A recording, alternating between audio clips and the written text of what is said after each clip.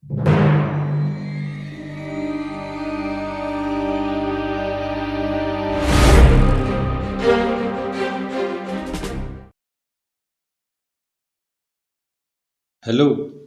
my name is Dr. Rajiv. Welcome to my education channel, YouTube Surgery and Orthopedic Education.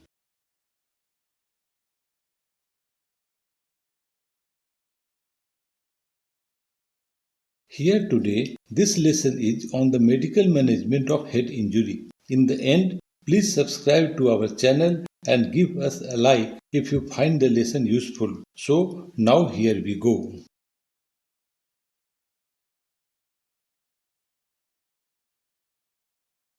The medical management of traumatic head and brain injury includes reduction of cerebral edema and intracranial pressure, avoidance of tissue hypoxia and ischemia, neuroprotection through mitigation of inflammation and reduction in metabolic demand, correction of coagulopathies, prevention of systemic complications, and avoidance of secondary injury. Because the secondary injury leads to a further cycle of deterioration if remains unchecked. The avoidance of hypoxia and hypotension as well as control of intracranial pressure are core interventions in this regard. The head injury treatment can be divided into the treatment of mild, moderate and severe head injuries.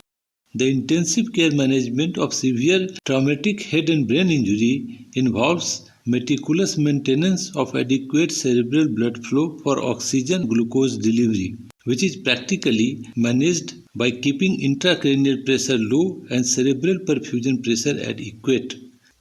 Because to date, numerous clinical trials of neuroprotective agents for severe traumatic brain injury have failed, the patient should be provided with the best clinical care for healing to occur while avoiding complications.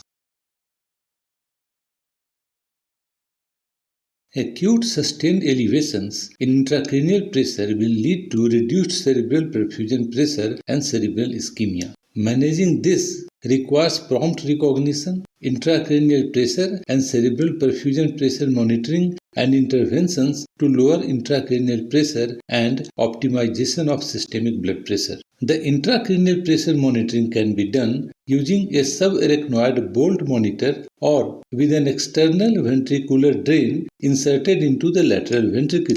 The latter can also contribute to intracranial pressure control by allowing cerebrospinal fluid drainage. In raised ICP cases, immediate measures should include intubation, adequate oxygenation, ventilation, and IV fluid therapy as needed. Other interventions to lower or stabilize intracranial pressure include raising the head end of the bed to 30 degrees, loosening the collar, keeping the neck in a neutral position, maintaining a normal body temperature, and preventing volume overload. This strategy allows safe management and transfer of unstable and frequently agitated patients. A bolus of mannitol may be administered to control pressure temporarily during imaging and transferring the patient. Medical options for treating elevated intracranial pressure include IV mannitol, sedatives, analgesics, hypertonic saline, muscle relaxants, transient hyperventilation, and barbiturates. If autoregulation is preserved, inducing high cerebral perfusion pressure may reduce intracranial pressure through vasoconstriction. The goal of these therapies should be to decrease intracranial pressure to less than 22 mm of mercury.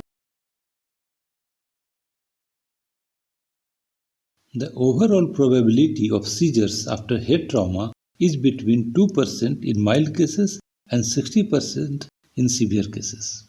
Seizures may occur early, that is within 7 days or late. Risk factors include severe injury, intracerebral hemorrhage, depressed skull fractures, and dural tears. Phenytoin is administered for both prophylaxis and treatment. Phenytoin prophylaxis decreases the incidence of early post-traumatic seizures in high-risk patients. The current guidelines recommend treatment with anticonvulsants within 7 days of injury. There is no evidence to support long-term use of prophylactic anti-epileptic agents. Causes of hypotension in a head injury patient with traumatic brain injury can be extracranial hemorrhage, third space fluid losses, and vasoplasia. The extent of hypovolemia can be roughly estimated using methods such as analysis of arterial pulse pressure variation, blood pressure response following a fluid challenge, or a passive leg raise. The final goal of fluid management is to optimize the cerebral perfusion to ensure the sufficient delivery of oxygen and glucose to the brain. Blood flow to the normal brain is minimally affected if a mean arterial pressure is maintained between 50 and 150 mm of Hg due to autoregulatory mechanisms. Intravenous fluid therapy is the mainstay of fluid resuscitation in hypovolemic head and brain injured patients. The choice of fluid type is still a subject of debate. Fluid types include isotonic crystalloid, that is 0.9% sodium chloride, hypertonic saline, and or a synthetic or natural colloid. Hyponatremic fluids such as Ringer's lactate should be avoided unless the patient is hypernatremic, since they might induce or exacerbate brain edema. One should also be aware that the infusion of large volumes of normal saline results in hyperchloremic metabolic acidosis that is detrimental to traumatic brain injury. A neurocritical patient with moderate traumatic brain injury may require some kind of cooperative sedation and analgesia to manage pain and agitation without affecting ventilation and neurological examination and to facilitate acute treatment and imaging. Sedatives are useful to reduce pain, anxiety, and agitation, to prevent secondary brain injury by decreasing oxygen consumption, to reduce elevated intracranial pressure, to terminate seizure activity, and to facilitate ventilation. Common sedatives used for traumatic brain injury include propofol, barbiturates, and midazolam. Non-opioid analgesics such as acetaminophen, naproxen, and ibuprofen are used for pain control.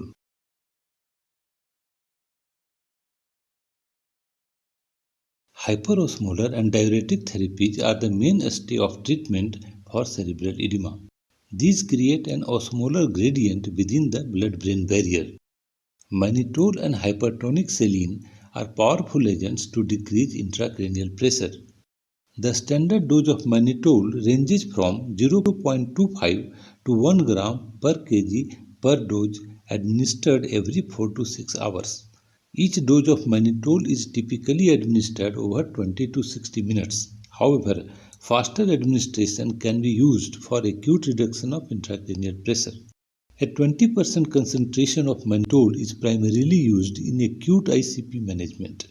Mannitol should not be given if the patient's serum sodium level is greater than 145 milliequivalent per liter or serum osmolality is greater than 320 milliosmol per liter, or more specifically when the osmolar gap is more than 20. Mannitol can cause hypotension due to its diuretic effect. Acute hypotension is most commonly seen with rapid infusions, that is, in less than 5 minutes, and may be avoided with the use of prolonged infusion rates, that is, in 15 to 30 minutes. The hypertonic saline reduces cerebral edema through an osmotic shift of fluid from the intracellular space to the interstitial and intravascular space. The hypertonic saline has been used in various concentrations ranging from 3 to 23.4%. It should preferably be administered through a central IV line. Hypertonic saline can be administered as a continuous infusion or can be given as a series of bolus infusions. Hypertonic saline has a rapid onset of action, as quick as in 5 minutes, and its effects last up to 12 hours without any rebound increase in intracranial pressure. The use of hypertonic saline is not without concerns. Specifically, it may cause central pontine myelinosis, metabolic acidosis, and congestive heart failure.